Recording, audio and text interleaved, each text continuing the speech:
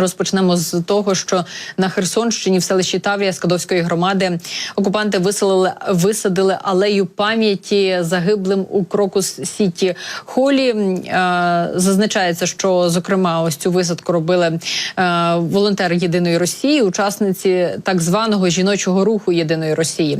Це були студентки та місцеві мешканки. І от, власне, що зараз пишуть в проросійських телеграм-каналах, що це ділянка, на якій тепер з'явилася ця алея. Вона розташована на в'їзді в селище, на колишньому пустирі. Висадили саджанці кленів і ясенів. Надалі планують підсадити ще тополю.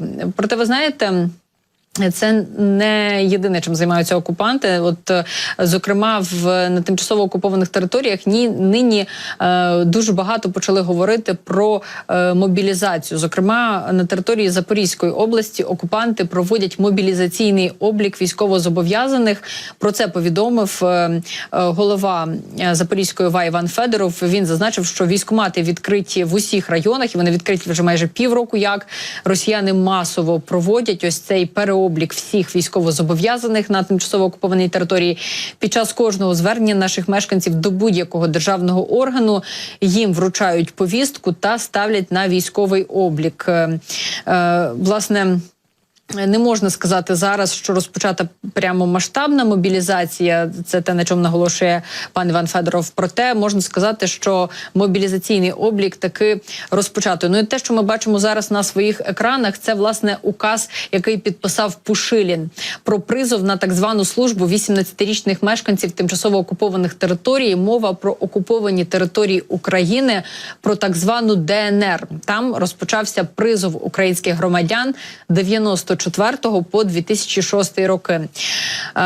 Загалом росіяни забиратимуть тих, хто залишився або ж не встиг виїхати з відповідних територій. При цьому, от з того, що відомо зараз, молодим людям заборонено виїзд будь-куди, навіть на територію Ерефії, нині з цих окупованих територій. Я нагадаю, що те, що я вже говорила, зараз дуже багато ось такої інформації про те, що після виборів розпочнеться масова мобілізація. І ось цей призов – це один із тих таких, знаєте, сигналів, що дійсно росіяни можуть відправити українців воювати проти своїх же. З Петром Андрющенком це пропоную обговорити просто зараз. Радник міського голови Маріуполя долучається до нашого ефіру. Пане Петре, я вас вітаю.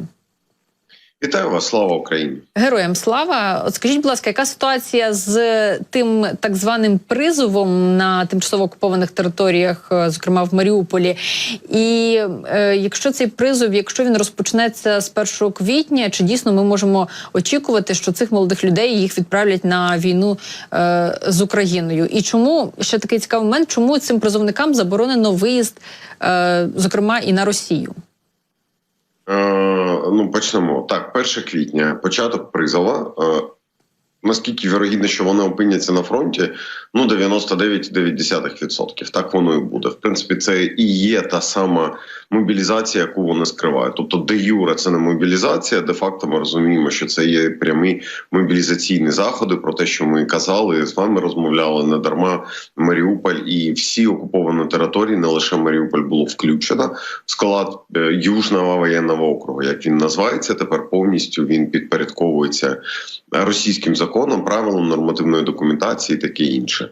Тому точно призов буде. За нашими даними, щонайменше 1000 людей мають мобілізувати в Маріуполі найближчим часом. Це мінімальне мобілізаційне завдання щодо призову, яке вже не дійшло. Воно буде ще уточнюватись, і ми впевнені, що воно буде зростати, але на сьогоднішній день мова йде про 1000 людей. І головне, чому не випускають, тому що коли ти виїжджаєш з окупованої території, ну, принаймні, якщо ти маєш реєстрацію в місті Маріуполі або Маріупольському районі, або Волновасі, нема значення, ти проходиш фільтраційні заходи, перевірку в той чи інший спосіб.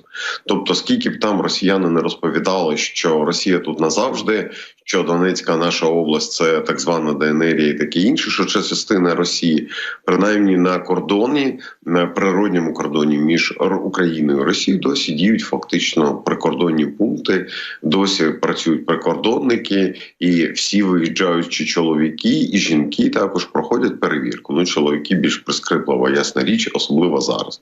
Тому всі чоловіки, чоловіки, які вже призовного віку не мають стояти на військовому обліку, їх просто повертають додому, кажуть, їдьте додому, поки не закінчиться призов. І не буде зрозуміло, чи ви залишаєтесь, чи не залишаєтесь, ми вас випускати не будемо. Чому саме так? Тому що розуміють, що через територію Росії можна виїхати ще або в Європу, або безпосередньо на територію України. Чому, власне, вони намагаються чого вони і намагаються не допустити. Особливо виїзд – найбільш такий хитрий спосіб, чи виїзд через територію білоруського сателіта, тому що перетинають оці пункт пропуску між кордонами України і Росії, вони з російським паспортом, наші люди маються на увазі, да? А кордон же між Росією і Білорусі вони перетинають за кордоном українським паспортом.